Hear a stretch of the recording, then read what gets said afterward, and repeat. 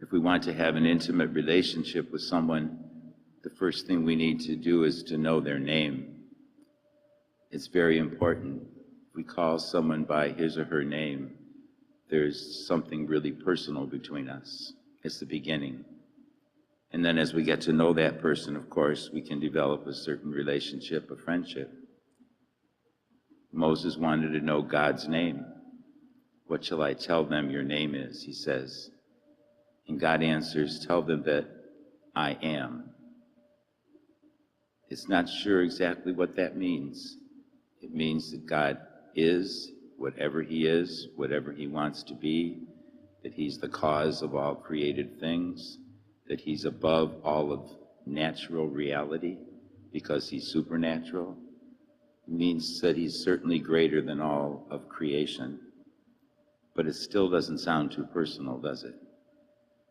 And he goes on to explain to Moses at the burning bush. It was referenced in the gospel yesterday and today. In the presence of the burning bush, Moses experienced God. He encountered God. He was told to take off his shoes because he was on sacred ground. And God spoke to him from the burning bush. It was a supernatural encounter. It was an intimate experience between God and Moses. That encounter changed Moses. That encounter was the thing that developed for him the realization that God was personal. And that's what we need to experience too, that God wants us to know that he is the creator of all things, the almighty, the powerful, and so forth.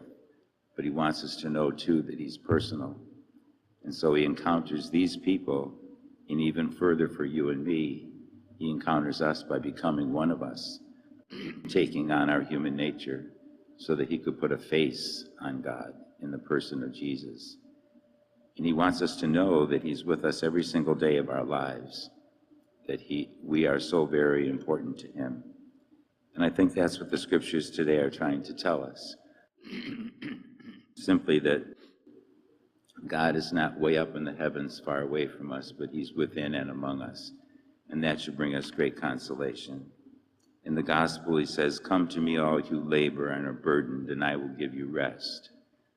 These people were burdened with hundreds of rules and regulations in order to try to perfectly live their spiritual life. Jesus could look into their lives and see how burdensome that was. He doesn't give many rules or regulations, 2 commandments.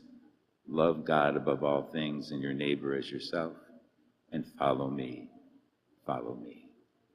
And in following him, we will find rest for ourselves because he's going to be with us, enduring all the difficulties and problems we have in life and being there to comfort us and guide us. You and I have experienced God in that way. There's lots of theological explanations about God, but I think what's most important is very simple, and we have to trust it. The encounter with God is what we need to trust. Because you and I, when we see so many things in our day-to-day lives, will make the statement, God was with me. Or we'll realize that God is so wonderful and some good thing that we experience. We tend to see things beyond nature because we believe that God is everywhere. And so we're gifted, and we need to thank God for that. And so tonight and tomorrow, let's just think of all the ways that the Lord is with us and see what rest it brings to us. Let us stand and offer our prayers and petitions.